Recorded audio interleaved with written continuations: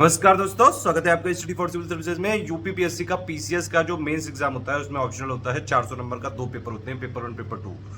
अब इसमें एक मुद्दा है जैसे स्केलिंग, वो काफ़ी दिनों से चर्चा में है और स्केलिंग की वजह से ह्यूमैनिटी वाले स्टूडेंट का काफ़ी लॉस भी हुआ है पिछले कई सालों में। लेकिन जब से ये मुद्दा उठा है, इस बार ये मुद्दा एक्चुअली काफ़ी ऊपर तक पहुँचा है और ये लग रहा है कि इस पर संज्ञान लिया जा रहा है और कुछ ना कुछ इसमें कदम उठाए जा रहे हैं। कई सारे स्टूडेंट बहुत कन्फ्यूज हैं। अब कई लोग अपना जो ह्यूमैनिटी वाला सब्जेक्ट छोड़ के वो साइंस की तरफ सोच रहे हैं कि जो है मैथ ले लिया जाए, केमिस्ट्री ले लिया जाए, ये सब।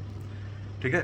अब इसमें आप एक बात ये समझिए कि पहली बात तो ये कि साइंस के जो सब्जेक्ट्स होते हैं वो मतलब इतने आसान नहीं हैं कि आप अभी तक एकदम से ह्यूमैनिटी पढ़ रहे थे फिर तुरंत आप मैथ लेके और केमिस्ट्री लेके फोड़ डालोगे। इतना मतलब आसान नहीं होता है जितना आपको लगता है। अब दूसरी चीज़ ये भी नहीं है कि मतलब सिर्फ साइंस वाले सब्जेक्ट ही बहुत कठिन होते हैं या फिर उन्हीं में बहुत पढ़ना पड़ता है। आप हिस्ट्री का सिलेबस देख लो, उसमें बहुत पढ़ना पड़ता है। मतलब चाहे जितनी पढ़ लो हिस्ट्री उतनी ही कम है। तो दोनों सारे सब्जेक्ट मतलब लगभग एक ही जैसे हैं, चाहे वो ह्यूमैनिटी का हो चाहे साइंस का हो। तो ऑप्शनल लिया क्या जाए आगे के लिए? ऑप्शनल भैया जी और बहनी जी सिर्फ वो लिया जाए जिसका पहली बात तो आपको इंटरेस्ट हो, दूसरी बात उसका मार्केट में मटेरियल या फिर रिसोर्सेज उसके अवेलेबल हो, तीसरी चीज़ उसके प्रीवियस ईयर क्वेश्चन आपके पास हों प्लस उसके मॉडल आंसर हों, चौथी चीज़ कि उसकी टेस्ट सीरीज आपके पास होनी चाहिए विभिन्न जो है कोचिंग संस्थानों की विद मॉडल आंसर।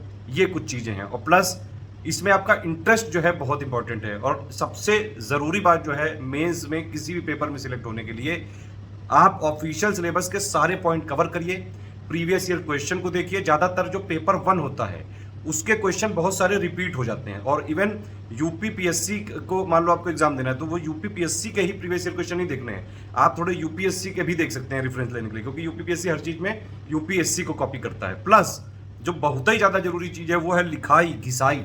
जितनी ज़्यादा आप लिखाई करेंगे, जितनी घिसाई करेंगे, अपने आप को ग्रूम करिए। ग्रिल करना पड़ेगा भैया, ग्रूम करना है अपने आप को तो ग्रिल करो।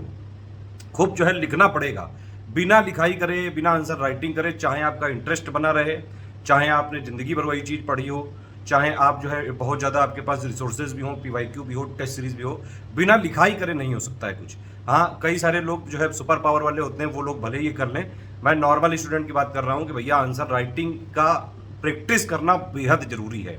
प्रैक्टिस करने के साथ साथ अगर आपको फीडबैक भी मिलता जाए तो वो और अच्छी चीज़ है कि आपको पॉइंट्स मिल सकते हैं। लेकिन रेफरेंस वही रहेगा, ऑफिशियल सिलेबस सबसे पहले, फिर प्रीवियस ईयर क्वेश्चन, फिर रिसोर्सेस और फिर जो है आपका इंटरेस्ट। और भैया सबसे जरूरी क्या है? लिखाई घिसाई करो। एक और चीज सुनने में आ रही है कि कैपिंग, एक नया कॉन्सेप्ट जो है लाया जा रहा है आयोग के द्वारा। कैपिंग का ये मतलब है कि भैया जितने भी चाहे सब्जेक्ट हैं, चाहे वो ह्यूमैनिटी वाला हो या साइंस वाला हो, तो उसमें नंबर जो अपर लिमिट है वो फिक्स होगी। मतलब अपर लिमिट फिक्स नहीं होगी।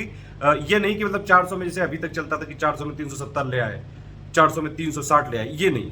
और जो ह्यूमैनिटी वाले हैं वो सिर्फ 190 पे रह जाएं। तो ये वाली चीज़ों को, अंतर को कम करने के लिए ये यूपीपीएससी आयोग यूपीएससी के एक्सपर्ट से भी सलाह ले रहा है। स्टैटिस्टिक वाले जो एक्सपर्ट्स हैं उन सबसे भी सलाह ली जा रही है कि क्या ऐसा फॉर्मूला लाया जाए कैपिंग टाइप का, कि कैप कर दिया जाए।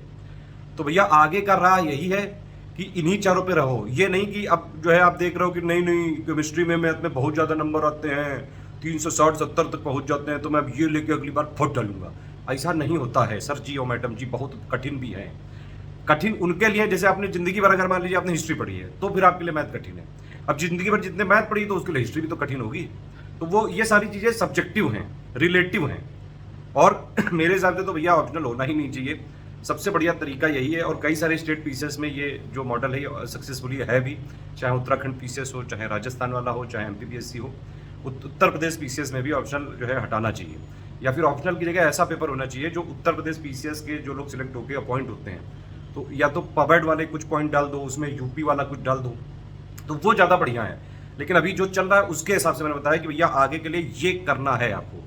ज़्यादा कन्फ्यूजन मत। तो एक चीज़ और रिस्क भी रहता है ऐसे जो साइंस ऑप्शनल है। जैसे एक बार आया था क्या कि साइंस जो संस्कृत वाले में लोगों ने टॉप कर दिया, तो कई लोगों ने संस्कृत ले ली। अब फिर दूसरी बार देखा गया कि उसमें कुछ लोगों के पेपर 2 में 0-0 नंबर भी मिले हैं। तो भैया सब चीज़ देख समझ के लेना है, ऐसे नहीं कि बहती गंगा में हम भी हाथ धो लें। अगर कैपिंग लगा देंगे तो फिर बस कंट्रोल हो जाएंगी सारी चीज़ें। तो जो आपका है उसी में अपनी एक्सपर्टीज डेवलप करो, खूब लिखाई करो, घिसाई करो, नए नए क्रिएटिविटी जो है उसमें लाइए, फ्लो चार्ट बनाइए, कीवर्ड्स डालिए, आंसर राइटिंग को कैसे बेटर बनाए, वो आपके प्रेजेंटेशन का तरीके को अच्छा करिए।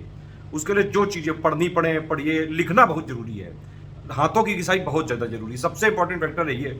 बाकी सारी चीज़ें जो है सेकेंडरी है। वो सिर्फ उसने है कि सिलेक्ट कौन सा किया जाए, लेकिन नंबर कैसे लाया जाए उसके लिए लिखाई और पीवाईक्यू बहुत ज्यादा जरूरी है। प्रीवियस ईयर क्वेश्चन पेपर 1 में तो कई क्वेश्चन जो है घुमा फिरा के वही पूछे जाते हैं, पेपर 2 में कुछ कुछ एनालिटिकल हो जाता है कई बार।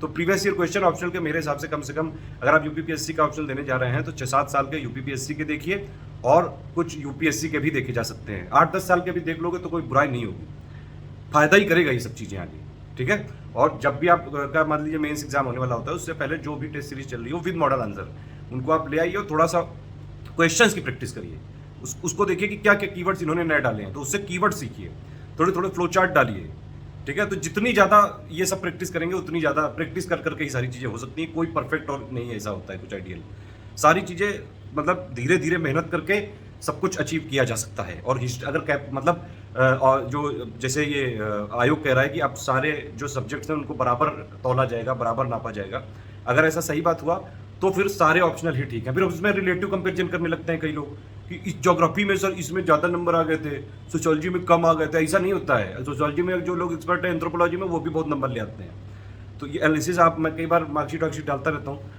ये हमारा ये काम ही है, यही सब मैं देखा करता हूँ किसके कितने नंबर हाईएस्ट है कितने लोएस्ट है। तो ऐसा देखिए ह्यूमैनिटी पूरा एक वर्ग है, अब उसमें जो भी सब्जेक्ट है आपका अगर आप बेटर कर सकते हो तो सब में आ सकते हैं नंबर। बस वो समस्या क्या थी, स्केलिंग, अगर वो स्केलिंग ठीक कर दिया तो सारे ह्यूमैनिटी वाले सब्जेक्ट ठीक है। और जो साइंस है ये भी सारे सब्जेक्ट ठीक है। बस इसमें समस्या ये कि इन लोगों को एक एक्स्ट्रा एडवांटेज इसलिए मिलता था क्योंकि स्केलिंग वाला, अगर वो स्केलिंग ठीक कर दें तो सब कुछ ठीक है। फिर जो है घूम फिर के वही 4 फैक्टर की इंटरेस्ट, लिखाई, घिसाई, प्रीवियस ईयर क्वेश्चन, रिसोर्सेज, नए नए keywords, to the point answer लिखना, आंसर लिखने की कला, ज़्यादा से ज़्यादा जो है राइटिंग।